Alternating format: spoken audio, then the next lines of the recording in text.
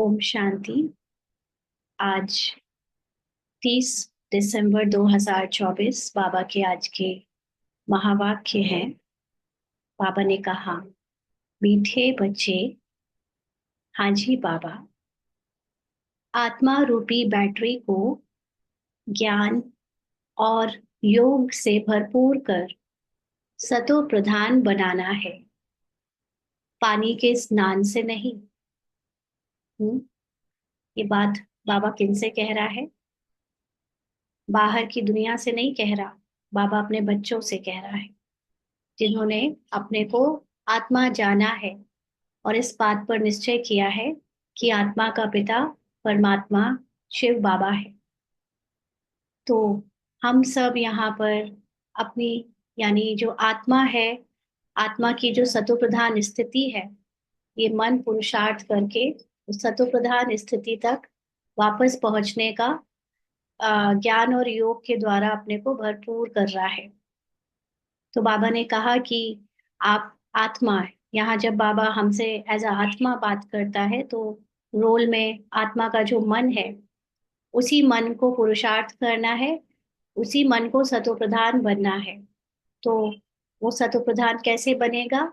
बाबा जो हमें आत्मा का सत्य ज्ञान दे रहा है, उसको जानकर, उसका मनन चिंतन करके, उसको स्मृति में बार बार ला के रिवाइज करने से और योग माना अपनी आत्मा के सत्य में स्थित रहने से, यानी हमेशा अपने को आत्मा समझने से ही सतो प्रधान बनना है, पानी के स्नान से नहीं। तो दुनिया के हिसाब से तो पहले ही बाबा हमको ये क्लियर कर चुका है कि नदी यानी गंगा या कोई भी समुद्र स्नान या कुंभ स्नान करने से आप स्वर्ग को नहीं प्राप्त कर सकते। स्वर्ग का मतलब कोई बाहर की दुनिया का स्वर्ग नहीं, लेकिन हमारे अंदर जो देह भान है, देह अभिमान है, जो भी हमारे अंदर ड्रामा से रिलेटेड पहचान और ममत्व है, उससे मुक्त आप पानी के स्नान करके नहीं हो सकते। ऐसे ही बाबा के बच्चों में भी बहुत ऊपरी धारणा को लेकर बहुत कट्टर होता है, एक भावना की ऐसे ही करना है, इसी से हम अपना अहंकार भी बना लेते हैं ना। कई लोगों को ऊपर की शरीर की स्वच्छता में कुछ चीजें ऐसी हैं जिसको लेकर वो बार बार उसका अभिमान करते हैं। जैसे दिन में हम 2 बार 4 बार नहाते हैं, या हम शरीर के लिए ये करते हैं, ये स्वच्छता रखते हैं। तो बाबा ये याद दिला रहा है हम ब्राह्मणों को कि ये जो हम शरीर की धारणाओं को लेकर जब बहुत ज्यादा उस पर अभिमान बना लेते हैं, तो उस अभिमान से हम सतोप्रधान नहीं बनेंगे। आत्मा रूपी बैटरी यानी इस मन को ज्ञान और योग से भरपूर करके ही सतोप्रधान बनते हैं। तो इसलिए जो सूक्ष्म पुरुषार्थ है वो जरूरी है। ऊपर का तो करना है, लेकिन ऊपर के करने से आप सतोप्रधान नहीं बन जाएंगे। केवल सूक्ष्म पुरुषार्थ हमारे लिए सबसे ज्यादा जरूरी है, जिसमें ज्ञान और योग ये मस्ट है। अपने को आत्मा समझना और आत्मा के सत्य को जानकर, उस ज्ञान को जानकर उसमें स्थित रहना, यही सतोप्रधान बनाने का तरीका है। प्रश्न है आज का, इस समय सभी मनुष्य आत्माओं को भटकाने वाला कौन है? हम्म, वह भटकाता क्यों है? इस समय सभी मनुष्य आत्माओं को भटकाने वाला कौन है और वह भटकाता क्यों है? तो बाबा ने उत्तर दिया, सभी को भटकाने वाला रावण है, क्योंकि वह खुद भी भटकता है। उसे अपना कोई घर नहीं है। रावण को कोई बाबा नहीं कहेंगे। बाप तो परमधाम घर से आता है, अपने बच्चों को ठिकाना देने। अभी तुम्हें घर का पता चल गया, इसलिए तुम भटकते नहीं हो। तुम कहते हो हम बाप से पहले पहले जुदा हुए, अब फिर पहले पहले घर जाएंगे। तो मनुष्य आत्माओं को भटकाने वाला माना, मनुष्य के जो मन को भटकाने वाला वो कौन है? रावण। रावण का मतलब देह अभिमान, अपने को शरीर और शरीर की पहचानों से अपना स्मृति, अपनी ममता रखने वाले जो ये भाव है हमें, यही मन को भटकाता है। और क्योंकि इस मन को, जो कि माया मन है, रावण है, इसका अपना कोई घर नहीं, घर का मतलब इसकी कोई लिमिट नहीं है ना, कोई एंड नहीं है। इसलिए ये रोज बदल बदल कर मन एक ना एक चीजों में परिवर्तन होता रहता है। अगर कोई लिमिट हो, जैसे आत्मा की तो लिमिट है उसका साइलेंस, उसके बाद कुछ नहीं है। उसमें स्थित हो गए तो घर पहुंच गए। लेकिन आत्मा की लिमिट कुछ नहीं, सॉरी, मन की लिमिट कुछ नहीं है। आप अगर सोचो कि अगर हमने ये बात मन की मान ली, ये चीज, ये स्थिति पा ली, तो उसके बाद फिर कुछ और नहीं आएगा, ऐसा नहीं है। मन की अनलिमिटेड इच्छाएं, कामनाएं, भटकाने वाली चीजें हैं। इसीलिए ये रावण है, जो देह अभिमान है, ये जो माया का मन है, इसको बाबा नहीं कहेंगे। बाबा का मतलब वो सुप्रीम कॉन्शियसनेस नहीं कह सकते। तो बाप तो परमधाम घर से आता है। बाबा तो उस परम स्थिति से, अपनी हाईएस्ट कॉन्शियसनेस, उस साइलेंट के वर्ड से आता है। तो साइलेंस का जो वर्ल्ड है वो हमारा ठिकाना है। लेकिन बाबा कहते कि ये मन तुम्हें कोई ठिकाना नहीं देता, माया का मन। तो अभी हमें ये पता चल गया है। इसीलिए अब हम, यानी जो पुरुषार्थ कर रहे हैं, वो मन के भटकने को अपने अंदर आ, आने नहीं देते। यानी अगर मन भटके भी, तो भी हम अपने मन को समझा कर दिव्य बुद्धि से अपने साइलेंस में टिकाने की पुरुषार्थ या कोशिश करते हैं। तो इसलिए हम अब पहले की तरह भटकते नहीं। तुम कहते हो हम बाप से पहले पहले जुदा हुए, अब फिर पहले पहले घर जाएंगे। तो वैसे तो अभी संसार की आत्माओं का भी वही घर है जो हमारा घर है। लेकिन अभी संसार की आत्माएं पूरी तरह से मनुष्य, यानी मन के वश हैं। इसलिए वो अभी भटक रही है।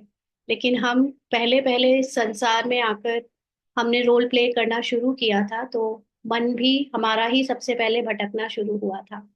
इसलिए अभी हम पहले पुरुषार्थ करके अपने साइलेंस में वापस लौट रहे हैं। और जब हम लौटेंगे तो हमारे बाद बाकी के बचे हुए मनुष्य भी धीरे धीरे उस साइलेंस में लौट आएंगे। तो इसलिए पहले जुदा हम हुए थे, तो पहले हमको ही घर जाना है, माना अपने साइलेंस में लौटना है। ओम शांति। मीठे मीठे बच्चे यहाँ बैठकर समझते हैं, इनमें जो शिव बाबा आए हैं, कैसे भी करके हमको साथ घर जरूर ले जाएंगे। तो बच्चे, यानी जो पुरुषार्थ करने वाले ब्राह्मण्स हैं, वो शिव बाबा को ब्रह्मा बाबा में देखकर ये ज्ञान से समझ रहे हैं, या जानते हैं कि अब परमात्मा यानी बाबा हमको अपने घर, परम धाम, अपनी हाईएस्ट कॉन्शियसनेस में, आत्माभिमानी स्थिति में जरूर वापस ले जाएगा। वह आत्माओं का घर है ना। तो जो साइलेंस वर्ल्ड है, वो ही इस शरीर साकारी मनुष्य लोक से मुक्त है। वहां सिर्फ हम आत्मा रूप में रहते हैं। वहां फिजिकल कोई भी साउंड, कोई लाइट, कोई स्थूल कहानी नहीं जा सकती। तो बच्चों को जरूर खुशी होती होगी। बेहद का बाप आकर के हमको गुल गुल बनाते हैं। तो जो हमारी मूल स्थिति है आत्मा की, वो है ही गुल गुल, माना बहुत अति मीठी, प्यारी, शांत, लवफुल। तो इस समय बाबा हमको जो हमारी स्थिति में वापस ले जा रहा है, आत्माभिमानी स्थिति का ज्ञान देकर, तो हम बच्चों को ये जानकर उस ज्ञान का आचरण करके उसे हम अपने खुशी में रहते हैं। कोई कपड़ा आदि नहीं पहनाते हैं। ऐसा नहीं है कि जैसे बाहर सन्यासी वगैरह वस्त्र बदल देते हैं। कोई भी जब सन्यासी बनने की पढ़ाई शुरू करता है, कोई कहीं पे जैसे बनारस में या हरिद्वार में, तो उनको वो गेरुआ वस्त्र पहना देते हैं। बाबा के घर में ऐसा कुछ नहीं है ना, यहाँ पर आत्मा का ज्ञान है। तो आत्मा की नॉलेज से आत्मा की स्थिति को बनाने का ही पुरुषार्थ है। बाकी वस्त्र आदि कोई नहीं पहनाते बाबा वैसे। इसको कहा जाता है योग बल, याद का बल। यानी पुरुषार्थ का अर्थ सिर्फ और सिर्फ अपनी आत्मा में स्थित होने से है। अपनी आत्मा के सत्य को बाबा के सत्य से मैच करके जान लेना, यही योग बल है, यही याद का बल है। और यही हमको यहाँ पुरुषार्थ में भिन्न भिन्न तरीके से बाबा सिखा रहा है, करा रहा है। तो जितना टीचर का मर्तबा है, उतना और बच्चों को भी मर्तबा दिलाते हैं। ये बात अंडरलाइन करनी है। शिव बाबा के घर में, शिव बाबा के यज्ञ में मात्र एक जगह यहाँ पर ऐसा है जहाँ पर जो टीचर निमित्त बनकर पढ़ाता है उसका और पढ़ने वाले स्टूडेंट का भी सेम मर्तबा है। यहाँ तक कि शिव बाबा जो अपने निराकारी स्थिति में स्थित है, वो अपने बच्चों को भी ऐसी ही निराकारी स्थिति में स्थित कराता है। तो चाहे वो परमात्मा के समान का की बात का मर्तबा हो, चाहे वो इस हद के रोल में टीचर और स्टूडेंट के मर्तबे की बात हो, बाबा सेम स्थिति में ही सबको देखता है और सबको सेम डिजर्विंग कैंडिडेट बना समझता है। ऐसे नहीं कि किसी को अगर निमित्त बनाया है तो वो आगे जाएगा, वो जरूर पहले जाएगा, नहीं। यहाँ टीचर बच्चे सब सेम मर्तबे के लिए आए हैं। तो बाबा ने कहा, पढ़ाई से स्टूडेंट जानते हैं कि हम यह बनेंगे। तुम भी समझते हो, हमारा बाबा टीचर भी है, सदगुरु भी है। यह है नई बात। हाँ, तो भगवान सिर्फ परमात्मा पिता ही नहीं है, लेकिन वो हमें अभी पढ़ाई पढ़ाने वाला टीचर भी है और हमें डायरेक्शन देने वाला, राय देने वाला सदगुरु भी है, सदगति देने वाला सदगुरु भी है। हमारा बाप टीचर है, उनको हम याद करते हैं। क्यों याद करते हैं, कब याद करते हैं? जब हम उसकी नॉलेज को याद करते हैं। टीचर की नॉलेज को याद करना माना टीचर को याद करना। तो बाबा कहते हैं हमको टीच कर यह बना रहे हैं। जैसे मेडिकल कॉलेज में टीचर उनको डॉक्टर बनाता है, वो टीच करता है तो सब बच्चे डॉक्टर बनते हैं। ऐसे ही यहाँ पर बाबा हमको पढ़ा रहा है, कैसा बनाने के लिए? अपने जैसा। तो बाबा कहते हैं हमारा बेहद का बाबा आया हुआ है हमको वापस घर ले जाने। तो आत्माओं का जो पिता निराकार है, वो हम साकारी मनुष्य रूप में जो डूबे हुए आत्माएं हैं, मन है, उन मन को वापस अपने निराकारी आत्मा के सत्य में, साइलेंस में लौट जाने के लिए या लौटाने के लिए वापस आया है। रावण का कोई घर नहीं होता, घर राम का होता है। तो राम का घर मतलब ये सूक्ष्म बातें हैं, स्थूल बातें नहीं है कि घर मतलब कोई फिजिकल, ऐसे हम जैसे ये साकारी शरीर वाले घर होते हैं, ऐसा कोई घर है। घर का मतलब सूक्ष्म में कोई एंड नहीं है, है ना? तो राम यानी परमात्मा का घर यानी एंड है उसका साइलेंस। और रावण का कोई घर नहीं मतलब माया का कोई एंड नहीं है। माया अनेक रूप बदलकर, रंग बदलकर, तरह तरह की तरह हमको भटकाती ही रहती है। कोई तो एंड हो माया का, वो कहीं देखने में नहीं आता। शिव बाबा कहाँ रहते हैं, पूछ रहे हैं बाबा। तो तुम झट कहेंगे परम धाम में। रावण को तो बाबा नहीं कहेंगे, रावण कहाँ रहते हैं? पता नहीं। तो ऐसे तो भगवान ने हमको कोर्स के समय सिखाया, बाबा ने अपने, कि सर्वव्यापी है। हाँ, सबके अंदर रहता है। लेकिन सबके अंदर भी रहता है तो वो उसका घर नहीं बन जाता ना। माना वो तो परिवर्तनशील है। 2500 वर्ष के लिए आत्मा, आत्मा के मन के अंदर रावण प्रवेश करता है, माना अपने को देहभान में, मन को देहभान बनाता है। लेकिन वो उसका अगर परमानेंट घर होता तो हमेशा ही वो उसके अंदर रहता। लेकिन केवल 2500 वर्ष के लिए देहभान आता है, इसलिए वो उसका घर नहीं कहा जाएगा। जबकि जो आत्मा का साइलेंस है, वो हमेशा उसका मूल स्थिति है, वो उसकी ओरिजिनल घर है। तो वो कभी नहीं बदलता, क्योंकि मन बदलता है, इसलिए मन में ही रावण आता है। तो बाबा कहते, रावण कहाँ रहते पता नहीं। ऐसे नहीं कहेंगे कि रावण परमधाम में रहते हैं, नहीं। उनका जैसे कि ठिकाना ही नहीं, भटकता रहता है। इसीलिए क्या कहते, मन भटकता ही रहता है। हाँ, ब्राह्मण बनने के बाद भी तो मन भटकाता है ना, तुमको भी भटकाता है। तुम रावण को याद करते हो क्या? रावण का मतलब ये देह भान, ये मनुष्य की रूप में जो मन हमको ड्रामा में पहचानों में खींचता है, तो क्या हम इस देह भान को याद करते हैं? ड्रामा की पहचानों को ज्यादा याद करते हैं? नहीं। कितना तुम भटकाते हो, सॉरी, कितना तुमको भटकाते हैं। शास्त्र पढ़ो, भक्ति करो, यह करो। बाप कहते हैं इसको कहा जाता है भक्ति मार्ग। रावण राज्य, माना जितना भी बाहर देखने में आता है शरीर के आधार से जितनी चीजें की जाती है वो भटकना ही तो है। हम जब तक शरीर को लेकर यहाँ वहाँ, शरीर के लिए ज्ञान, शरीर की स्वच्छता, शरीर की पढ़ाई, शरीर को यहाँ से वहाँ वो करते रहेंगे तो ये भक्ति का ही पार्ट है। इसकी, क्योंकि ये माया रावण भटकाने का ही काम करती है, तो इसको कहा जाता है भक्ति मार्ग रावण राज्य। गांधी भी कहते थे राम राज्य चाहिए।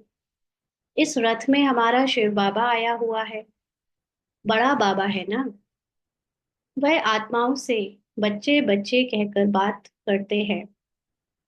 अभी तुम्हारी बुद्धि में है रूहानी बाप, और रूहानी बाप की बुद्धि में हो तुम रूहानी बच्चे, क्योंकि तुम्हारा कनेक्शन है ही मूल वतन से। तो रूहानी बच्चे और रूहानी बाप माना निराकारी आत्मा और निराकारी परमात्मा, ये इन दोनों का ओरिजिनल स्थान मूल वतन है। मूल वतन का माना मूल स्थिति। मूल स्थिति है हमारी, हमारा साइलेंस। तो इसलिए बाबा हम बच्चों को उस साइलेंस में ले जाने के लिए वापस आया हुआ है। आत्माएं परमात्मा अलग रहे बहुकाल।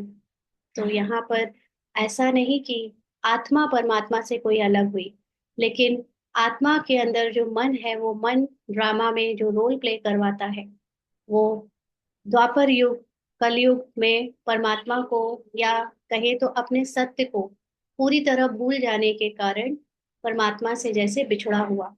हाँ, सतयुग त्रेता में अपने को आत्माभिमानी समझते हैं, यानी जानते हैं, जान नॉलेज से नहीं जानते, लेकिन नेचुरली नेचर में गुणों में आत्माभिमानी स्थिति है।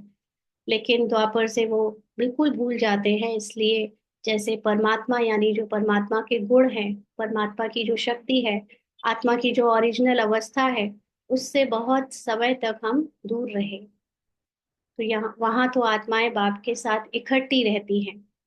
परम स्थिति में आत्मा और परमात्मा, सारी आत्मा और परमात्मा इकट्ठे रहते हैं, माना अपनी मूल स्थिति में एक समान है। फिर अलग होती है अपना अपना पार्ट बजाने। तो आत्मा के जो मन है वो पूरे विश्व भर में धीरे धीरे करके अपने रोल के अकॉर्डिंग अलग अलग शरीर का साकारी और आकारी रूप रखते हैं, और पार्ट बजाने टाइम टाइम पे, अपने टाइम पे आते जाते हैं। बहुत काल का हिसाब चाहिए ना। किस बात का? बहुत काल का हिसाब चाहिए आत्मा को निराकार परमात्मा के साथ समय बिताने का। तो वह बाप बैठ बतलाते हैं, तुम अब पढ़ाई पढ़ रहे हो, तुम्हारे में भी नंबरवार है जो अच्छी रीति पढ़ते हैं, वही पहले पहले मेरे से जुदा हुए हैं। यानी बाबा के समान जो हमारी आत्मिक स्थिति है, वो सबसे पहले किनकी कम हुई है? जो इस समय पढ़ाई को बहुत अच्छे से पढ़ रहे हैं, यानी जिसकी स्थिति बाप समान सबसे ज्यादा है परम धाम में, वो बाबा से सबसे पहले जुदा हुए और उस हिसाब से उनकी पढ़ाई चल रही है। तो हम बाबा के बच्चे पूरे विश्व की आत्माओं में से सबसे ज्यादा आत्माभिमानी थे, बाबा के स्थिति के करीब थे। तो हम लोग सतयुग त्रेता में पार्ट प्ले करके नीचे आए और बाबा से सबसे पहले जुदा हुए। और हम में भी जो और भी जो नंबर वार के अकॉर्डिंग जिनका नंबर अच्छा है आत्माभिमानी स्थिति में के पुरुषार्थ करने में, वो और भी पहले बाबा से जुदा हुए, माना अपनी सत्यता से पाठ में नीचे आकर बाबा दूर हुए। तो बाबा कहते वही फिर मुझे बहुत याद करेंगे, तो फिर पहले पहले आ जाएंगे।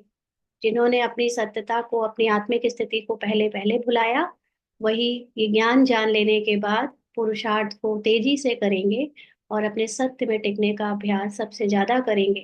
तो वो पहले पहले बाबा के समान साइलेंस में टिक जाएंगे, बाबा के समान स्थिति बना लेंगे, आत्माभिमानी कर्मातीत।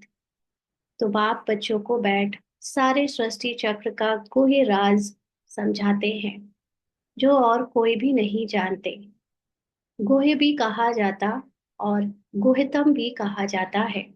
हाँ, ये सबसे डीप सीक्रेट है मुरली का। और डीप ही नहीं, लेकिन डीपेस्ट डीपेस्ट सीक्रेट्स हैं इस मुरली में।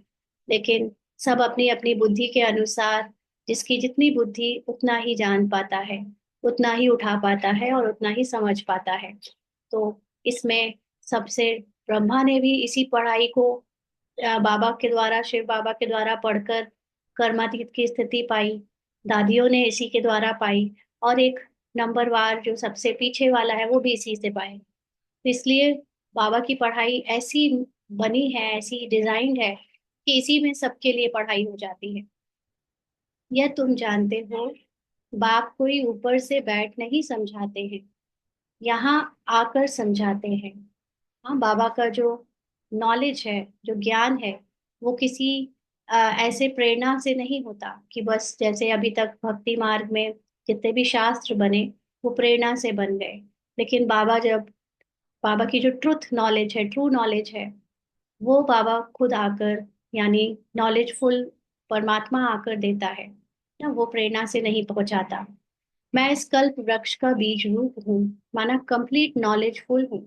ये पूरा 5,000 साल का जो ड्रामा है, ये ड्रामा एक्चुअली में क्या है, इसका ट्रुथ क्या है, कितने वर्ष का है, और उसमें हम सब कौन हैं, एक्टर्स हैं कि दृष्टा है कि क्या है, ये सारी नॉलेज बाबा में है।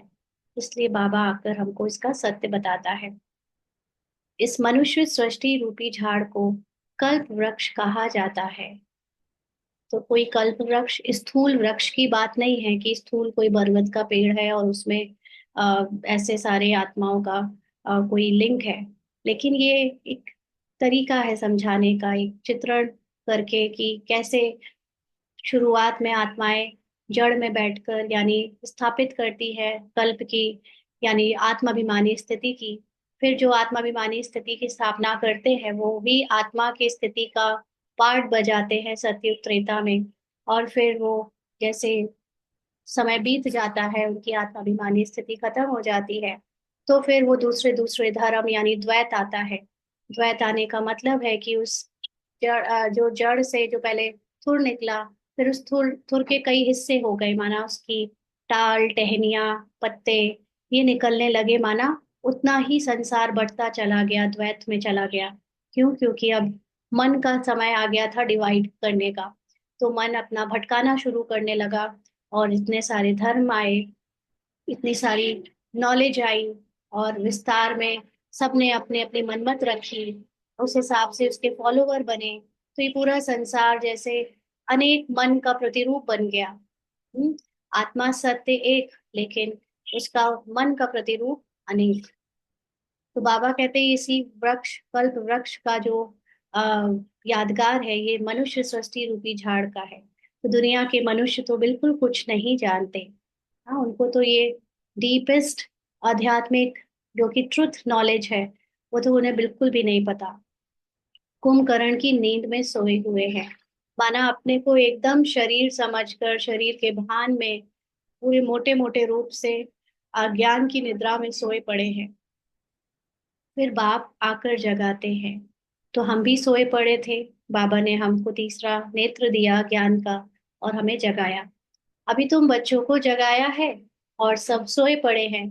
तुम भी कुंभकर्ण की आसुरी नींद में सोए हुए थे, बाप ने आकर जगाया है। बच्चों, जागो। जागो का मतलब बिस्तर से जागने वाला जागो नहीं, लेकिन अपने आत्मा के सोने का मतलब, जो मन इस समय माया की गोद में सोया हुआ है उसको जगाया। हाँ, मन बुद्धि संस्कार को जगाया कि देखो तुम्हारा असली घर, तुम्हारी आत्मा का साइलेंस वो परम धाम है। तुम कहाँ इस संसार में इतने भटक रहे हो, इतने अपने आप की पहचान बनाने में, ये इतनी चीजों में लगाव तुमने बना रखा है। तो ये ज्ञान बाबा ने हमको दिया कि बच्चों जागो, तुम गाफिल हो, माना अलबेले हो, सोए पड़े हो। इसको कहा जाता है अज्ञान नींद। वह नींद तो सब करते हैं, बाबा शरीर की नींद की बात नहीं करेगा। वो तो ड्रामा अनुसार जब जिसको बिस्तर में सोना है या बैठे बैठे सोना है, वो तब सोएगा तभी जागेगा जब उसकी स्क्रिप्ट में सोना और जागना लिखा होगा। वो सोना और जागना हमारे बस की बात नहीं है, क्योंकि उसमें तो ड्रामा अनुसार ही सोना जागना चलेगा। लेकिन ये जो अज्ञान नींद से बाबा हमको जगा रहा है, हम ये सूक्ष्म बात को लेना है। तो बाबा कहते हैं सतयुग में भी करते हैं, नींद तो सतयुग में भी करते हैं। अभी सब है अज्ञान की नींद में। तो देखो ये एक बहुत गहरा रहस्य है। हम लोग एज अ ब्राह्मण कई बार नींद को लेकर भी बहुत हौवा बनाते हैं।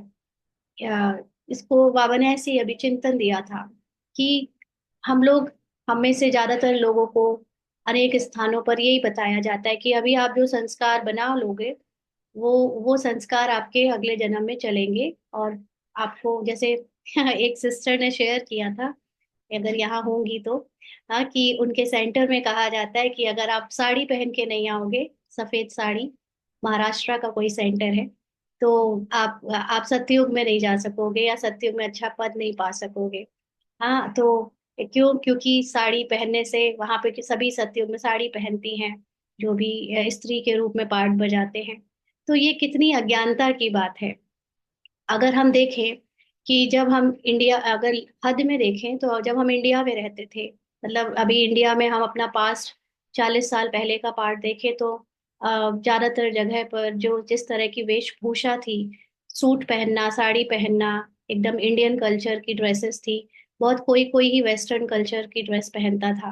लेकिन देखते ही देखते पिछले इतने कुछ सालों में इंडिया में वेस्टर्न, बूढ़े बूढ़े लोग भी वेस्टर्न ड्रेसेस पहनने लगे।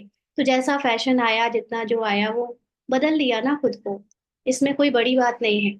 इसी तरह जब सतयुग में जो पहनना होगा, जितना सोना होगा, जितना खाना होगा, खा लेंगे, वहां का फैशन जैसा होगा वैसा हर कोई अपने आप बन जाएगा। कई लोग ये सिखाते हैं कि यहाँ पर ये वो स्थूल चीजें छोड़ो, देवता बहुत थोड़ा सा खाते हैं, आपको भी अभी थोड़ा सा ही खाना है। ये जो ऊपर का पुरुषार्थ कराते हैं जब, जो भी, और जो करते हैं करने वाले भी, उन सबको ये शायद रियलाइज नहीं हो रहा है कि जब जैसा समय इंसान के सामने आता है, जैसा फैशन आता है, जो भी परिस्थितियां बनती है, इंसान अपने को वैसा ढाल लेता है और उसका मन वैसा ढल जाता है।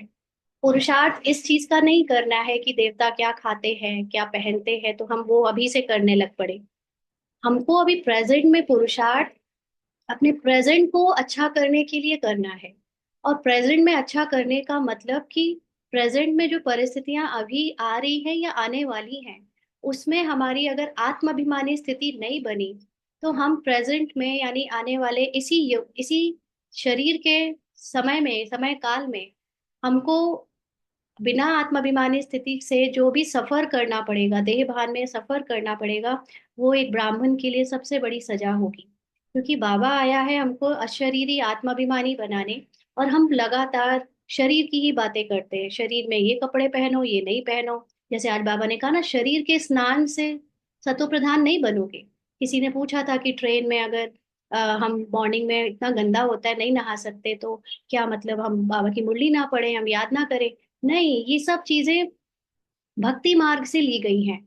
और भक्ति मार्ग के अकॉर्डिंग जितना कर सकते हो कर लो, ठीक है, उसमें करना चाहिए, स्वच्छता मेंटेन करनी चाहिए, लेकिन ये एकमात्र तरीका नहीं है पुरुषार्थ का। अगर ये हठ योग और ये भक्ति मार्ग वाली चीजें फॉलो करने से, क्या खाना है, क्या नहीं खाना है, और क्या पहनना है और क्या नहीं पहनना है, इससे आत्मा सतो प्रधान बननी होती, तो भक्ति वाले पहले बन गए होते।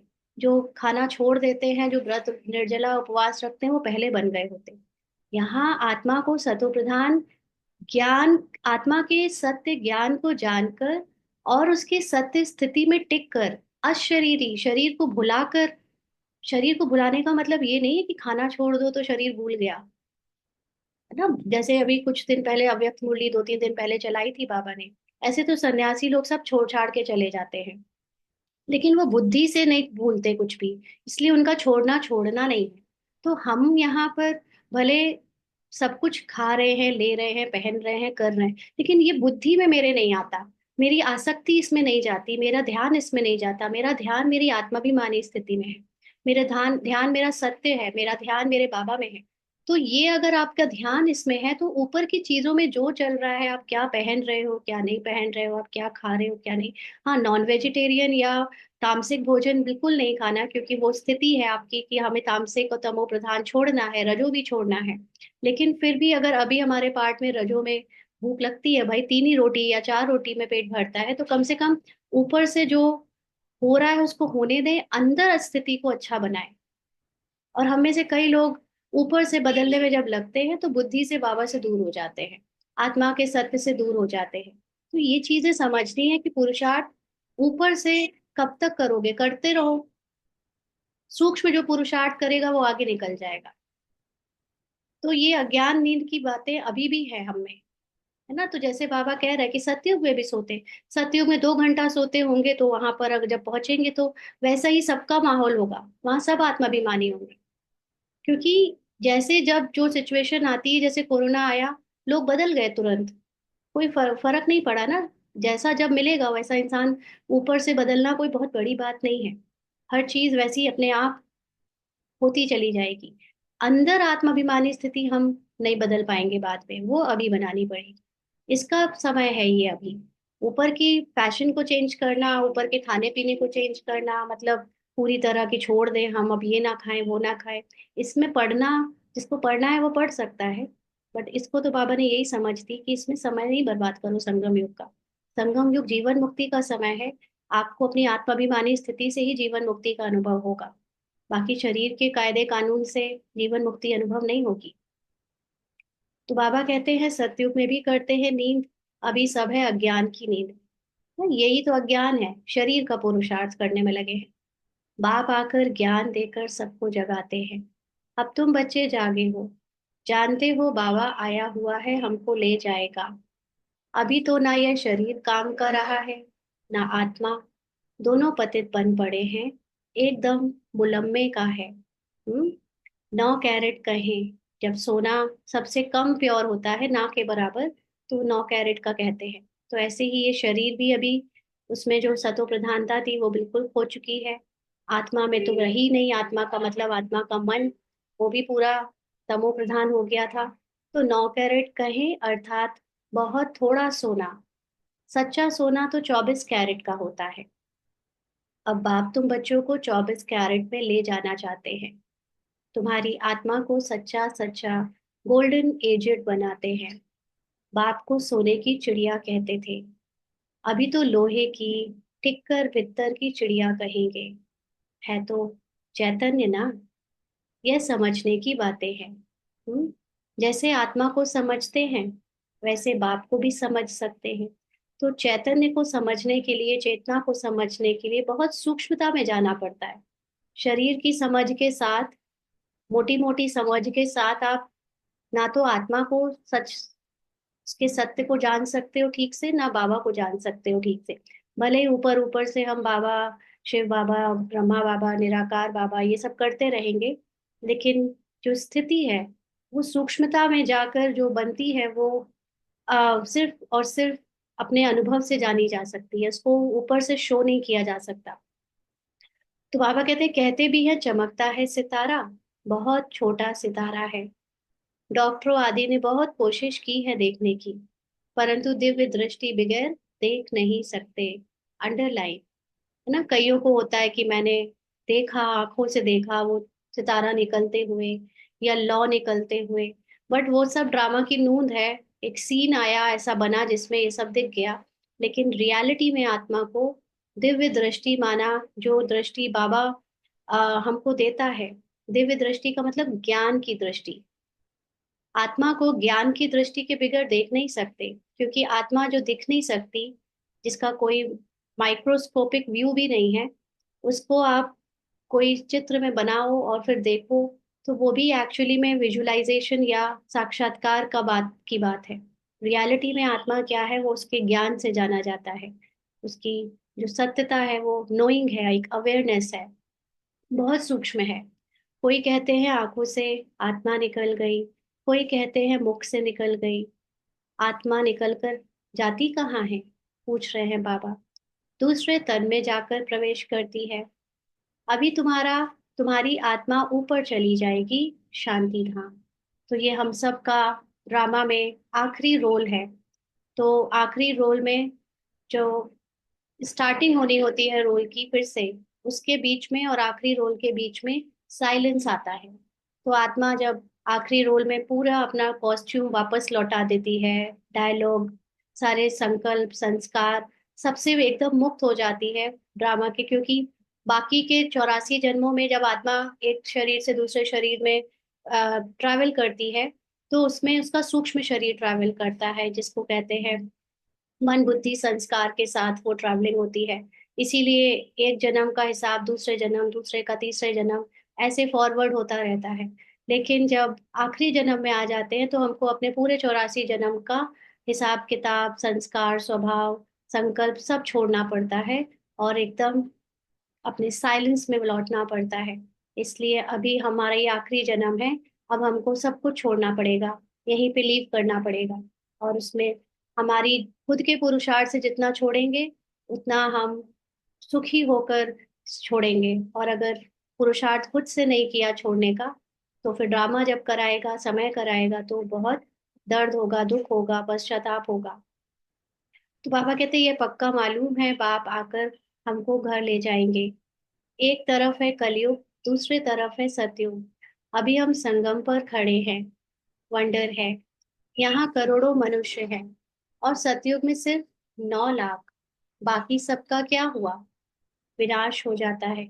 जैसे ड्रामा की स्टेज पर जब धीरे धीरे धीरे मूवी चलती है तो सारे एक्टर्स दिख जाते हैं, आ जाते हैं, सबकी शूटिंग हो जाती है, सबका एक्शन एक्ट हो जाता है।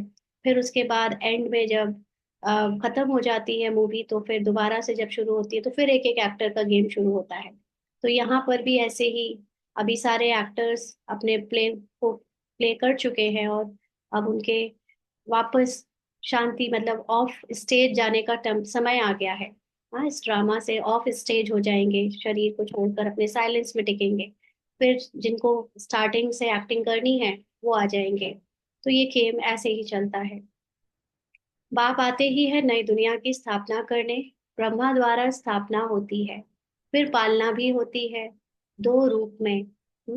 ऐसे तो नहीं 4 भुजा वाले कोई मनुष्य होंगे, फिर तो शोभा ही नहीं है।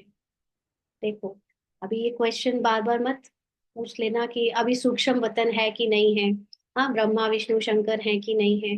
ये बाबा के आंसर देने के बाद बाबा जिस तरह से फिर से मुरली में उसको यूज करता है, उससे कंफ्यूज नहीं होना है। ब्रह्मा द्वारा स्थापना होती है, माना साकार मनुष्य के रूप में जब परमात्मा अपना ज्ञान सुनाकर हमको साकारी पार्ट से निकाल निराकारी पार्ट में निराकारी पार्ट को प्ले करता है, तो हम सबको यहाँ पर निराकारी वापस बनने के लिए ब्रह्मा पुरुषार्थ कराते हैं ना, शिव बाबा उनसे करवाते हैं। फिर पालना होती है, माना हमारे ही अंदर जब नए ज्ञान का बार बार ब्रह्मा द्वारा याद दिलाया जाता है, तो जो याद आता जाता है उसको पालन भी तो करना है। तो पालना मतलब उसको रिवाइज करना, उसको कंटिन्यूटी में चलाना। नहीं तो भूल जाएगा, एक बार याद दिलाएंगे फिर दोबारा रिवाइज नहीं करेंगे तो भूल जाएगा ना। तो हमारे अंदर फिर वो विष्णु की पालना, माना लक्ष्मी नारायण जैसे नए युग में अपनी प्रजा को एक तरह से पालता तो कोई किसी को नहीं है। लक्ष्मी नारायण को वहां कोई पालना नहीं पड़ेगा, पली पलाई प्रजा होगी। सबको अपने कर्म कर्तव्य सब अपने आप पता होंगे, ड्रामा अनुसार सब अपना काम खुद करेंगे।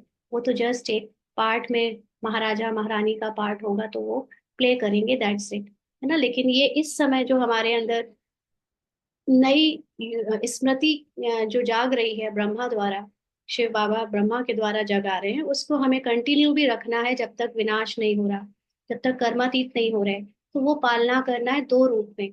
2 रूप का मतलब कभी कुछ संस्कार हमारे अंदर स्त्री के रूप में, कभी पुरुष के रूप में जो बन रहे हैं, वो दोनों को ही मेंटेन रखना है, रिवाइज करते रहना है। ऐसे तो नहीं 4 भुजा वाले कोई मनुष्य होंगे। हाँ, तो ये 4 भुजा तो सिर्फ दिखा दी है, एक ये दिखाने के लिए कि ये हमारे अंदर ही स्त्री और पुरुष दोनों के संस्कार अभी भर रहे हैं। भर क्या रहे हैं, एक्चुअली होते ही हैं हर आत्मा में। इट जस्ट की रिवाइज हो रहा है कि हमारे अंदर दोनों पार्ट हैं।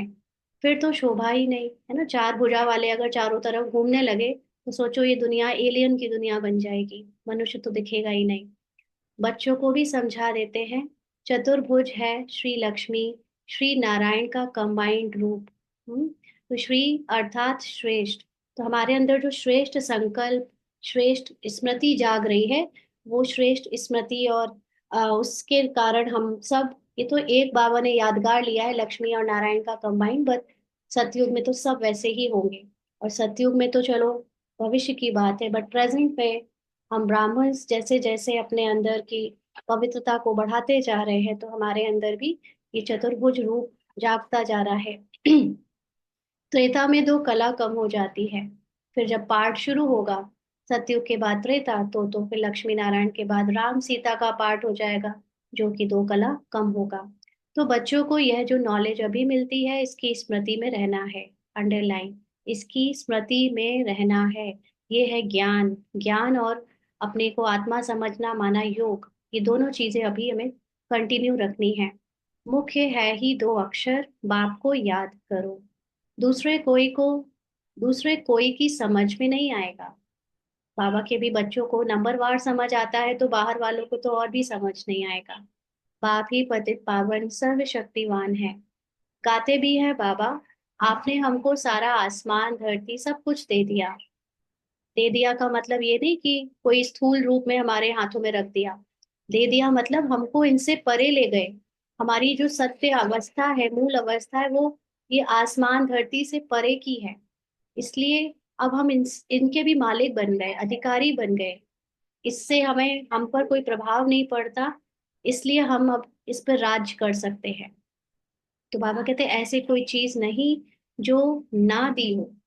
स्थूल वर्ल्ड की हर एक चीज के ऊपर हम राज्य कर सकते हैं, जब हम अपने को नॉन फिजिकल आइडेंटिटी में जान जाते हैं तो सारे विश्व का राज्य दे दिया है। तुम जानते हो, यह लक्ष्मी नारायण विश्व के मालिक थे। फिर ड्रामा का चक्र फिरता है। संपूर्ण निर्विकारी बनना है, नंबरवार पुरुषार्थ अनुसार। यह भी जानते हो, विकारी से निर्विकारी, निर्विकारी से विकारी, यह 84 जन्मों का पाठ अनगिनत बार बजाया है। उसकी गिनती नहीं कर सकते। आदमशुमारी भले गिनती कर लेते हैं, माना पॉपुलेशन, आप फिजिकल पॉपुलेशन फिर भी काउंट कर सकते हो, लेकिन ये 84 जन्मों का अनादि पाठ, इसकी कोई गिनती ही नहीं है। फर्स्ट टाइम कब चला था, इसका कोई आंसर ही नहीं है। बाकी ये जो तुम तमो प्रधान से सतो प्रधान से तमो प्रधान बनते हो, इनका हिसाब निकाल नहीं सकते कि कितनी बार बने हो। कौन बना है? मन। हम्म? बाबा कहते हैं 5,000 वर्ष का यह चक्र है। यह ठीक है, लाखों वर्ष की बात तो याद भी ना रह सके। अभी तुम्हारे में गुणों की धारणा होती है। जैसे जैसे हम आत्माभिमानी स्थिति में स्थित होते जाते हैं, तो आत्मा के गुण हमारे इमर्ज होने लगते हैं। आत्मा में तो है ही सारे गुण, बट हम अपने को आत्मा ना समझ शरीर समझते हैं, इसलिए वो गुण हमारे कर्मों में, बोल में, संकल्पों में नहीं आते। लेकिन जब आत्मा समझने लगते हैं, तो उसके गुण भी इवॉल्व हो जाते हैं।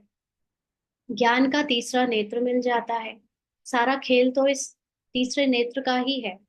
ये तीसरा नेत्र जब तक बंद है, तब तक हम शरीर की सारी बातों को सच मानते हैं। जब तीसरा नेत्र जाग जाता है, खुल जाता है, तो ज्ञान से ही हमको पता चल जाता है कि कुछ भी बाहर है ही नहीं, सब मेरे अंदर है ना। वो आत्मा के गुण, वो शक्ति सब मेरे अंदर है। मुझे आत्मा में स्थित होने में मुझे सब कुछ मिल जाता है। इन आंखों से तुम पुरानी दुनिया को देखते हो। कौन सी? ये बाहर वाली आंखों से हम पुरानी दुनिया को देखते हैं। और तीसरा नेत्र जो मिलता है, उससे नई दुनिया को देखना है। और जो तीसरा नेत्र जो अंदर खुलता है, जो अंतर्मुखता में जाकर समझ आता है, वो है नई दुनिया का दर्पण। तो यह दुनिया तो कोई काम की नहीं है, पुरानी दुनिया है। हम्म? नई और पुरानी दुनिया में फर्क देखो कितना है। हम ज्ञान से जानते हैं नई दुनिया को, और स्थूल रूप में देखते हैं इन आंखों से बाहर की दुनिया को। तो जो ज्ञान से जो नई दुनिया को जाना है, उसका उसका फर्क इस बाहर की दुनिया से करो तो कितना अंतर है। तुम जानते हो, हम ही नई दुनिया के मालिक थे, फिर 84 जन्म लेते लेते यह बने हैं। तो ये नई दुनिया जब बार बार बाबा कहता है, तो इसमें नए संस्कारों की बात लेनी है ना। इस समय एज अ ब्राह्मण, हमारे लिए जो हमारे नए संस्कार हैं, सतो प्रधान, मन बुद्धि संस्कार एकदम सतो प्रधान, उसके मालिक बन जाते हैं। तो यह अच्छी रीति याद रखना चाहिए, और फिर दूसरे को भी समझाना है कि कैसे हम यह बनते हैं। अभी 1 मिनट के लिए सभी अशरीरी होकर बाबा को याद करेंगे।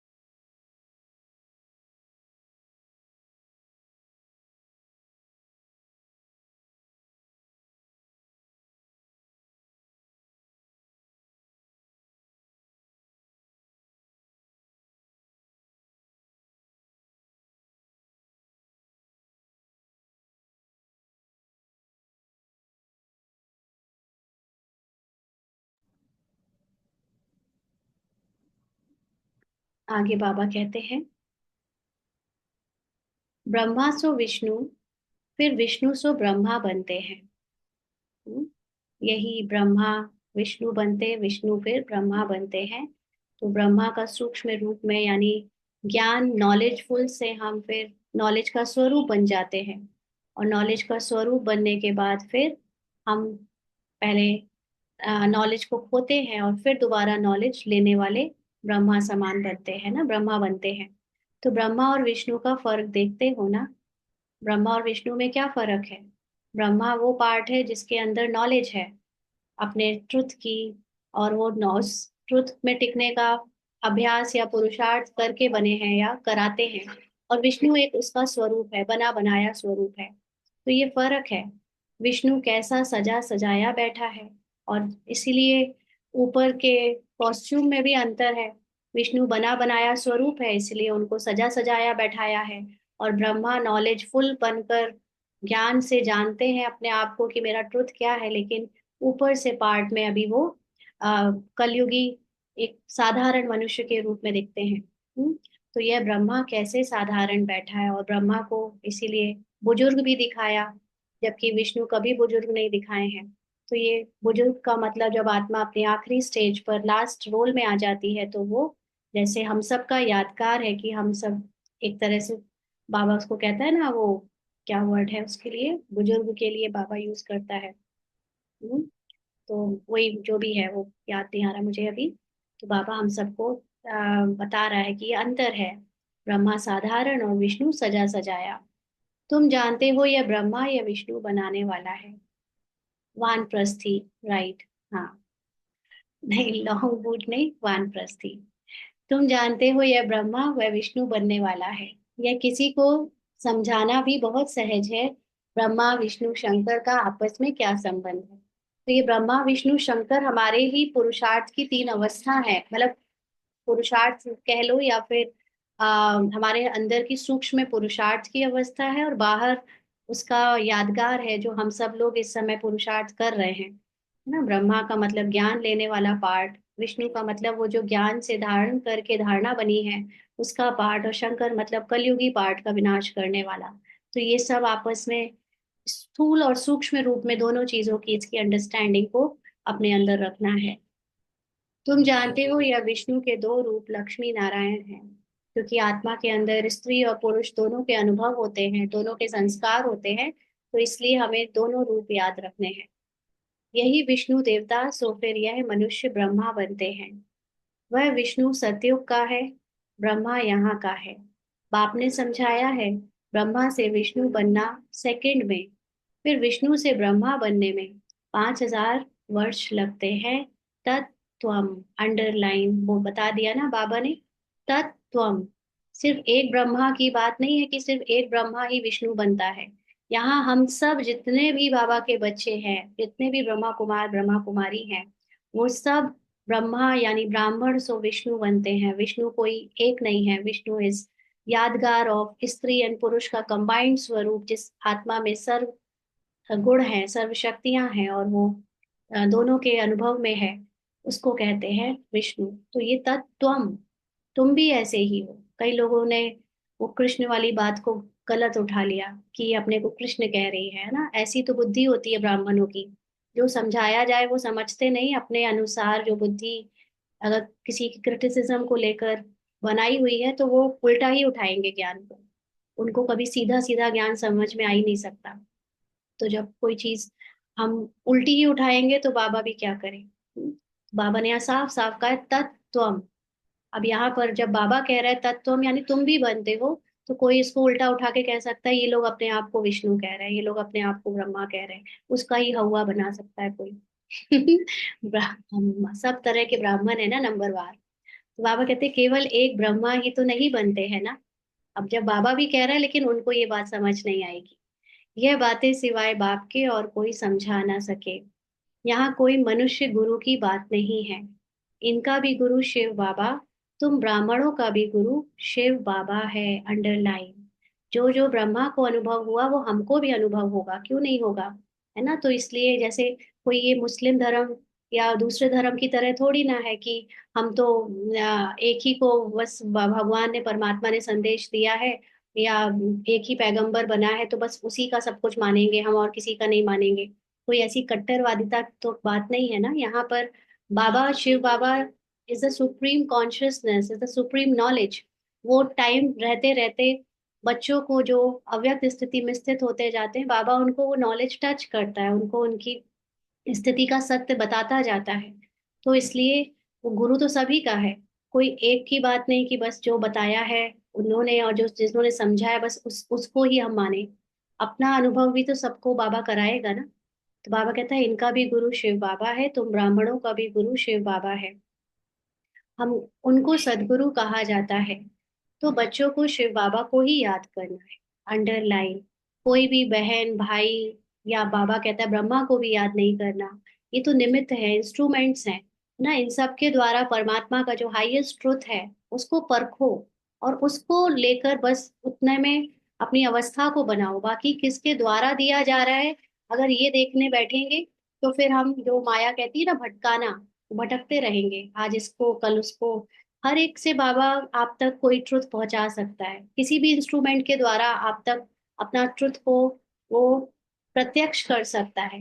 लेकिन हमारे पास वो वेसल होना चाहिए, वो पात्रता होनी चाहिए कि हम परख कर वो ट्रुथ निकाल सके लोगों से।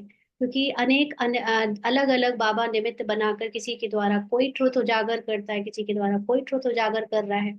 तो लेकिन हम एकदम ब्लाइंड फेथ भी ना कर लें किसी के पार्ट को देखकर, और एक तरह से पूरी तरह रिजेक्ट भी ना कर दें क्योंकि ये पार्ट को देख रहे हैं हम, ये पार्ट, ये दीदी या ये भाई समझा रहा है इसलिए।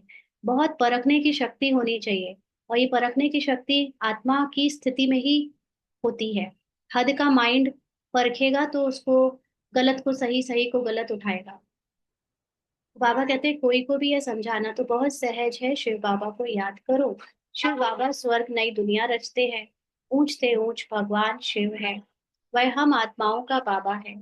तो भगवान बच्चों को कहते हैं मुझ बाप को याद करो। याद करना कितना सहज है। कल की मुरली में बाबा ने कहा था ना बच्चों को, बिंदु बिंदु खिसक जाती है तो ज्ञान की बिंदु को याद करो, ज्ञान के पॉइंट्स को याद करना सहज पुरुषार्थ है।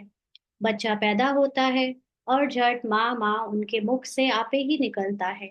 माँ बाप के सिवाय और कोई के पास नहीं जाएगा। माँ मर जाती है फिर, वह फिर और बात है। पहले है माँ और बाप, फिर पीछे और मित्र संबंधी आदि होते हैं। उसमें भी जोड़ी जोड़ी होगी, चाचा चाची दो है ना। कुमारी होगी, फिर बड़ी होते ही कोई चाची कहेंगे, कोई मामी कहेंगे। अभी तुमको बाप समझाते हैं, तुम सब भाई भाई हो। बस, और संबंध कैंसिल करते हैं। हमें भी अंदर से यही स्मृति रखनी है कि हम सब भाई भाई। ऊपर से बोलने में लौकिक में रहते हैं, स्थूलता में उनको ये टाइटल चाहिए तो भले बोलते रहे, लेकिन अंदर से सूक्ष्म में याद रहे कि हम भाई भाई हैं बस। भाई भाई समझेंगे तो एक बाप को याद करेंगे। बाप भी कहते हैं बच्चों मुझे मुझे एक बाप को याद करो। कितना बड़ा बेहद का बाप है, वह बड़ा बाबा तुमको बेहद का वर्षा देने आए हैं। घड़ी घड़ी कहते हैं मन मनाभव, अपने को आत्मा समझ बाप को याद करो। यह बात भूलो मत, देह अभिमान में आने से ही भूल जाते हैं। पहले पहले तो अपने को आत्मा समझना है। हम आत्मा शालीग्राम है, और एक बाप को ही याद करना है। बाप ने समझाया है मैं पतित पावन हूँ, मुझे याद करने से तुम्हारी बैटरी जो खाली हो गई है वह भरपूर हो जाएगी। तुम सतो प्रधान बन जाएंगे। कौन बन जाएगा? आत्मा। आत्मा, आत्मा के जो मन में, मन रूपी बैटरी है वो खाली हो गई है, वो भरपूर हो जाएगी, और फिर वो सतो प्रधान बनकर वापस आत्मा में मर्ज हो जाएगी। पानी की गंगा में तो जन्म जन्मांतर गुटखा खाया है, लेकिन पावन बन नहीं सके। पानी कैसे पतित पावन हो सकता है? ज्ञान से ही सद्गति होती है। इस समय है ही पाप आत्माओं की झूठी दुनिया ना, इसीलिए कई लोग आ, मुरली छोड़ देंगे लेकिन नहाना नहीं छोड़ेंगे। हाँ, नहाओ लेकिन इसकी ये ज्ञान को नहीं छोड़ो क्योंकि आपने नहाया नहीं है, इसलिए ये चीजें की ध्यान रखनी है। ध्यान की अपनी अपना मीनिंग है, तो उसको स्थूल नियम के कारण छोड़ नहीं दो, अगर स्थूल नियम कुछ फॉलो कभी नहीं हो पाते किसी कारण से तो बाबा कहते हैं लेन देन भी पाप आत्माओं से ही होती है। इस समय पूरी दुनिया ही पाप आत्माओं की झूठी दुनिया है। तो लेन देन माना जो हमारा आपस में मिलना जुलना उठना बैठना है, वो अपने को शरीर समझने वाले लोगों के साथ ही होता है। तो मनसा वाचा कर्मणा पाप आत्मा ही बनते हैं। माना शरीर समझना, पाप आत्मा बनना। तो देहभान वालों से मिलने से और भी देहभान में आते हैं। अभी तुम बच्चों को समझ मिली है, तुम कहते हो हम यह लक्ष्मी नारायण बनने के लिए पुरुषार्थ करते हैं। अभी तुम्हारी भक्ति करना बंद है क्या बंद? देखने वाली भक्ति बंद है, लेकिन सूक्ष्म भक्ति अभी भी बाबा के बच्चों में कहीं ना कहीं होगी। तो ज्ञान से सद्गति होती है। यह देवताएं सद्गति में है ना? बाप ने समझाया है ये बहुत जन्मों के अंत में है। कौन? ब्रह्मा बाबा सो हम, यानी हम भी। तो बाप कितना सहज समझाते हैं। तुम बच्चे कितनी मेहनत करते हो, कल्प कल्प करते हो, पुरानी दुनिया को बदल नई दुनिया बनानी है। कहते हैं ना भगवान जादूगर है, रत्नागर है, सौदागर है। जादूगर तो है ना, पुरानी दुनिया को हेल से बदल हेवन बना देते हैं। कितना जादू है। अभी तुम हेवन के रहवासी बन रहे हो। जानते हो अभी हम हेल के रहवासी हैं। यानी अभी हमारी स्मृति में, कॉन्शियसनेस में पूरी तरह नरक दुनिया, देह की भान वासनाएं, देह का भान है, इसलिए अशांति और दुख है। लेकिन अब हम स्वर्ग यानी अपने अंदर शांति सुख प्रेम पवित्रता को ला रहे हैं। तो हम हेवन के रहवासी बन रहे हैं। हेल और हेवन अलग है। 5,000 वर्ष का चक्र है, लाखों वर्ष की तो बात ही नहीं। यह बातें भूलनी नहीं चाहिए। भगवान उवाच, है ना? कोई जरूर है जो पुनर्जन्म रहित है। कोई तो है ऐसा जिसको भगवान कहा जाता है, जो पुनर्जन्म रहित है। श्री कृष्ण को तो शरीर है, शिव को है नहीं। उनको मुक्त तो जरूर चाहिए। तुमको सुनाने के लिए आकर पढ़ाते हैं ना। ड्रामा अनुसार सारी नॉलेज ही उनके पास है। वह सारे कल्प में एक ही बार आते हैं, दुख धाम को सुख धाम बनाने। सुख शांति का वर्षा जरूर बाप से मिला है। तब तो मनुष्य चाहते हैं ना, बाप को याद करते हैं। बाप ज्ञान देखो कैसे सहज रीति देते हैं। बाबा का नॉलेज कोई बहुत संस्कृत में या बहुत ऐसे टेढ़ी मेढ़ी भाषा में नहीं है, सीधी सीधी हिंदी भाषा में है। यहाँ बैठे भी बाप को याद करो, बाजोली याद करो, माना ड्रामा याद करो, तो भी मन मनाभव ही है। बाप ही यह सारा ज्ञान देने वाला है। तुम कहेंगे हम बेहद के बाप के पास जाते हैं। बाप हमको शांति धाम सुख धाम ले जाने का रास्ता बताते हैं। यहाँ बैठे घर को याद करना है। घर को याद करना माना अपने आत्मा के सत्य को, साइलेंस को याद करना है। अपने को आत्मा समझ बाप को याद करना है, घर को याद करना है, और नई दुनिया को याद करना है। यानी अपने सतयुगी संस्कारों को, सतयुगी सतो प्रधान पाठ को, या सतो प्रधान गुण और शक्तियों को याद करना है। यह पुरानी दुनिया तो खत्म होनी ही है। आगे चलकर तुम वैकुंठ को भी बहुत याद करेंगे। एक समय ये पक्का है, निश्चय है कि हमारे अंदर से कलयुगी संस्कार, कलयुगी पाठ, कलयुगी स्मृतियां पूरी तरह से एंड हो ही जाएंगी। ये बिल्कुल श्योर है। जैसे हमारे अंदर आज रजों का या दूसरे जन्म का कोई पार्ट नहीं बचा है, ऐसे ही ये तमो का भी पार्ट एकदम खत्म हो जाएगा। ये लास्ट जन्म का भी हिसाब किताब पार्ट ये पक्का है कि खत्म होना ही है। इसको कोई रोक नहीं सकता। ये तो अभी सिर्फ पुरुषार्थ में चल रहा है कि हम उसको खत्म करके नया बना रहे हैं। बाकी नए आने का और पुराने खत्म होने का भी टाइम फिक्स है, जो अपने आप होकर रहेगा ही। तो बाबा कहते हैं आगे चलकर तुम वैकुंठ को भी बहुत याद करेंगे। जैसे जैसे पाठ में हमारे अंदर स्मृति चेंज हो जाएगी, तो हमको सतयुगी पाठ अपना और भी ज्यादा खींचेगा, याद आएगा। घड़ी घड़ी वैकुंठ में जाते रहेंगे। शुरू में बच्चियां घड़ी घड़ी आपस में बैठ वैकुंठ में चली जाती थी। यह देखकर बड़े बड़े घर वाले अपने बच्चों को भेज देते थे। नाम ही रखा था ओम निवास। कितने ढेर बच्चे आए, फिर हंगामा हुआ। बच्चों को पढ़ाते थे, आपे ही ध्यान में चले जाते थे।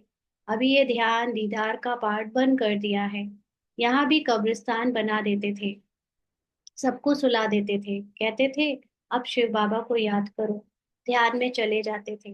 इसीलिए कई बार नींद में जाकर भी इंसान एक्चुअली में योग में होता है। कई बार उसको अपनी वो स्थिति से उसका जो भी पुराना सतो प्रधान पार्ट है उसका उसको स्मृति आ रही होती है ना। इसलिए बाबा जैसे बता रहा है कि सुला देते थे और बच्चों को ध्यान में कहते थे कि शिव बाबा को याद करो।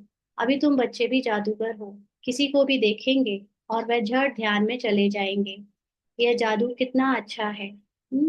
देखने में मतलब उसको स्मृति से याद दिलाएंगे अपनी स्मृति में कि वो भी एक आत्मा है। तो उसको भी उसकी कशिश होगी, खींच होगी, और वो भी जैसे ध्यान में चला जाएगा। आगे चलकर ज्ञान मुख से सुनाने का पार्ट नहीं चलेगा। जिसकी स्थिति होगी उससे ही दूसरी आत्माओं को वो खींच होगी और वो ऐसे ध्यान में या अपने सत्य अवस्था में टिक जाएंगे। नौदा भक्ति में तो जब एकदम प्राण देने तैयार होते हैं तब उनको दीदार होता है। यहाँ तो बाप खुद आए हैं, तुम बच्चों को पढ़ाकर ऊंच पद प्राप्त कराते हैं। आगे चल तुम बच्चे बहुत साक्षात्कार करते रहेंगे। वो समय भी आएगा जब पहले जैसा बाबा के बच्चों को दिखने में जो होने वाला है वो दिखने लगेगा। पहले तो अपने अंदर, फिर बाहर से भी। बाप से अभी भी कोई पूछे तो बता सकते हैं कौन गुलाब का फूल है, कौन चंपा का फूल है, कौन टांगर है। तो साक्षात्कार होने का मतलब है हमने जितने अभी तक अपने अंदर स्मृति को जगाया है, पुरुषार्थ किया है, उससे हम खुद ही खुद को जान पाएंगे कि हम चंपा के फूल हैं कि गुलाब का फूल है कि टांगर का फूल है। माना हम कितने आत्माभिमानी हैं। अगर हम कम आत्माभिमानी ना के बराबर देह भान में ज्यादा है तो टांगर है, और अच्छे आत्माभिमानी हैं तो गुलाब का फूल है। तो ये खुद ही खुद को साक्षात्कार हो जाएगा अपने अंदर की स्मृति से। टूह भी होता है ना, टूह मतलब टांगर, टूह, ये सब वैरायटी फूलों के नाम है। अच्छा, मीठे मीठे सिकी लदे बच्चों प्रति माता पिता बाप दादा का याद प्यार और गुड मॉर्निंग। रूहानी बाप की रूहानी बच्चों को नमस्ते। हम रूहानी बच्चों के रूहानी बाप दादा को याद प्यार, गुड मॉर्निंग और नमस्ते बाबा। शुक्रिया, थैंक यू बाबा। देह के सब संबंध कैंसिल कर। धारणा के लिए मुख्य सार है। फर्स्ट पॉइंट, देह के सब संबंध कैंसिल कर आत्मा भाई भाई है, यह निश्चय करना है। अपनी स्मृति में हमको बैठकर सब रिश्तों में अंदर ही अंदर ये सूक्ष्म और गुप्त पुरुषार्थ करना है कि हम सबकी आत्मा को देखें। ना मेरी कोई चाची, ना मामी, ना काका, ना भाई, मतलब शरीर का भाई, ना माता पिता, सब आत्मा है। इसका पुरुषार्थ बहुत करना है, यह निश्चय करना है। और बाप को याद कर पूरे वर्षे का अधिकारी बनना है। तो जितना ज्यादा हम बाबा को याद करेंगे, माना जितनी अपनी आत्मा में स्थित होंगे, उतना ज्यादा हमको बाबा का पूरा नॉलेज मिलेगा। जितना ज्यादा नॉलेज मिलेगा उतना ऊंचा अधिकारी बनेंगे। अब पाप आत्माओं से लेन देन नहीं करनी है। लेन देन का मतलब फिजिकल बॉडी कॉन्शियसनेस के भान में रहकर लोगों के साथ हिसाब किताब में नहीं आना है। हिसाब किताब बने बनाए जो ऑलरेडी है, वो जब आते हैं अपने फल को दिखाते हैं, तो उस समय मुझे आत्माभिमानी स्थिति से उनको पार करना है। अज्ञान नींद से सबको जगाना है। सब अपने ड्रामा में डूबे हुए हैं, उनको जगाना है। शांति धाम सुख धाम जाने का रास्ता बताना है। तो हमारे अंदर ही वो सुख और शांति का पार्ट भरा हुआ है। उस आत्मा के सत्य में टिकने से वो दोनों फील होगा, ऐसा सबको बताना है। वरदान, मन बुद्धि की एकाग्रता द्वारा सर्व सिद्धियां प्राप्त करने वाले सदा समर्थ आत्मा भव। जब बाबा कहता है भव, मतलब आप हो ही। तो सदा समर्थ आत्मा हो ही। कब? लेकिन उसके लिए हमारे अंदर क्या होना चाहिए? मन बुद्धि की एकाग्रता, जिसमें सर्व सिद्धियां प्राप्त अपने आप हो जाती हैं। तो मन बुद्धि एकाग्र करके कहाँ जाती है? अपनी आत्मा में स्थित हो जाती है। तो जब हम अपनी आत्मा में स्थित होते हैं तो ऑटोमेटिकली सर्व सिद्धियां प्राप्त होती हैं। एक सेकंड। तो बाबा कहते हैं कि सर्व सिद्धियों को प्राप्त करने के लिए एकाग्रता की शक्ति को बढ़ाओ। एकाग्रता मतलब एक में अपनी पूरी ध्यान को लगाओ। तो ये जो रोल में हमारे पास हजारों चीजें आती हैं, यानी जो मन भटकता रहता है ड्रामा में, पहचानों में, आसक्तियों में, उससे अपना ध्यान हटाओ और अपना पूरा ध्यान सिर्फ एक अपने सत्य में लगाओ। तो जो एकाग्रता की शक्ति है उससे ऑटोमेटिकली आपके उस आत्मा में हर काम सिद्धि स्वरूप है, मतलब वो सिद्ध होता ही है। तो ऐसी सर्व सिद्धियों को प्राप्त करने के लिए एकाग्रता की शक्ति को बढ़ाओ। यह एकाग्रता की शक्ति सहज निर्विघ्न बना देती है। माना फिर आपके कोई कार्य में कोई विघ्न नहीं आ सकता, और आया भी तो वो रोक नहीं सकता आपको। मेहनत करने की आवश्यकता नहीं रहती। फिर अभी जो हम इतनी एक एक विघ्न को मिटाने में बहुत स्थूल मेहनत करते हैं, वो नहीं रहेगा। एक बात दूसरा ना कोई, इसका सहज अनुभव होता है। सहज एक रस स्थिति बन जाती है। सर्व के प्रति कल्याण की वृत्ति, भाई भाई की दृष्टि रहती है।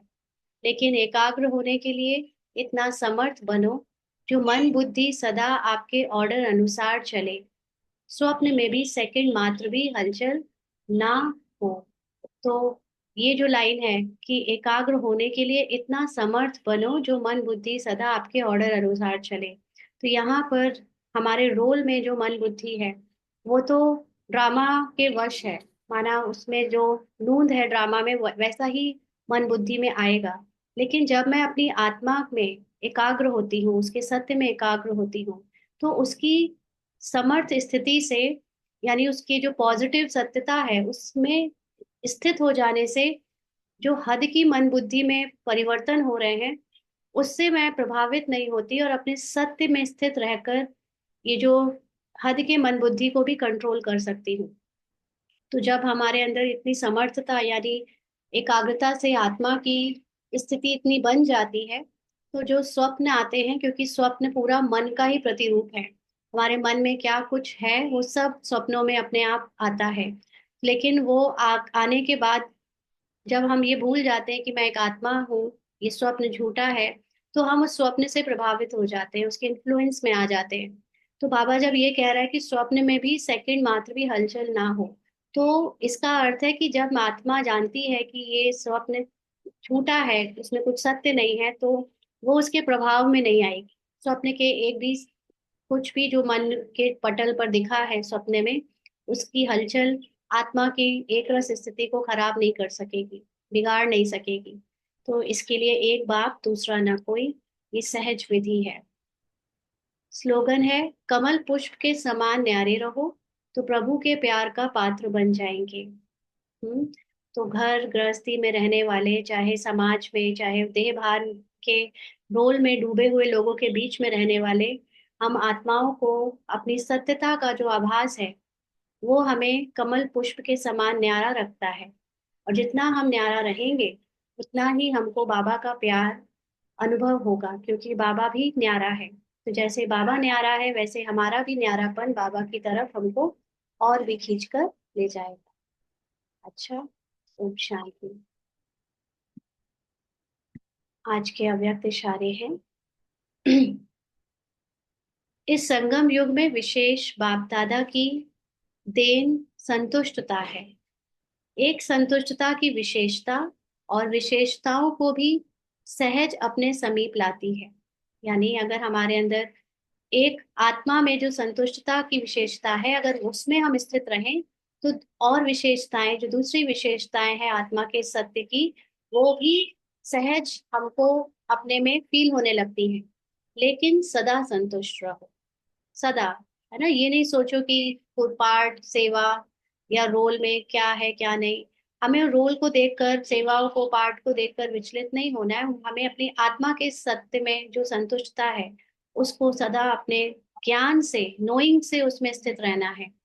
तो परिस्थिति कितनी भी बदले, लेकिन संतुष्टता की स्थिति को परिस्थिति बदल नहीं सकती। जैसे कल शाम में हम लोगों ने समझा था ना कि अभी पुरुषार्थ करने के बाद ऐसा लगता था कि अनुकूल हो गई हैं परिस्थितियां, बट परिस्थितियों ने फिर यू टर्न लिया और फिर से प्रतिकूल हो रही हैं। तो भी हमारी संतुष्टता ना जाए। माना मैं आत्मा जब साक्षी डिटैच्ड ऑब्जर्वर की सीट पे सेट हूँ, तो चाहे एक मूवी में क्लाइमेक्स का सीन आए, चाहे बहुत प्यार का सीन आए, मुझे दोनों में ही मेरी स्थिति से कोई नहीं उठा सकता, मेरी सीट से कोई नहीं उठा सकता। मैं सदा संतुष्टता की सीट पर सेट हूँ, प्रतिकूल परिस्थितियों में भी और अनुकूल परिस्थितियों में भी। तो परिस्थिति है ही बदलने वाली, यानी ड्रामा तो हर सेकंड बदल रहा है, बदलता रहेगा, कभी अनुकूल होगा कभी प्रतिकूल होगा। लेकिन स्वसंतुष्टता की स्थिति सदा प्रगतिशील है। लेकिन ये हमने 29 का पढ़ दिया, हाँ कल भी यही था प्रगतिशील वाला। अभी 30 का पढ़ते हैं, 30 दिसंबर का। तपस्या का अर्थ ही है, किसी ने भी नोटिस नहीं किया ये, हाँ चलो कोई बात नहीं। तो तपस्या का अर्थ ही है संतुष्टता की पर्सनालिटी चयन, सॉरी नयन चैन में, चेहरे में, चलन में दिखाई दे। हम जो कहते हैं कि हम योगी हैं, हम तपस्वी हैं, तो ये तपस्वी और योगी की मीनिंग का मत है कि हम संतुष्ट हैं। हमारी जो संतुष्टता है वो हमारे आंखों से, चलन से, चेहरे से दिखाई देगी। हमें किसी से घृणा, ईर्ष्या, द्वेष नहीं होगा। अगर हम तपस्या करते हुए दूसरों से ईर्ष्या, द्वेष और दूसरी दूसरी भावना रखते हैं, तो वो तपस्या तपस्या नहीं है। तो संतुष्ट मणि अर्थात बेदाग मणि, उसके अंदर किसी के प्रति भी मल नहीं होगा, है ना?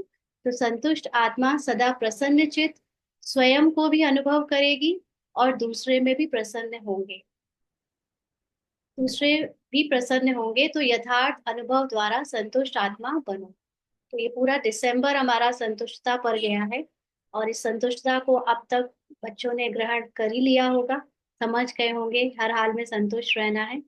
तो जब संतुष्ट आत्मा की संतुष्टता को हम यह अनुभव करते हैं, तो चाल चलन चेहरे में प्रसन्नचित होते हैं, और दूसरे भी हमसे प्रसन्न रहेंगे। हमसे रहें या ना रहें, लेकिन हाँ, अपने आप में रहेंगे, क्योंकि हम उनसे ईर्ष्या द्वेष नहीं रखेंगे। तो हाँ, तो ये यथार्थ अनुभव द्वारा संतुष्ट आत्मा बने। ओम शांति।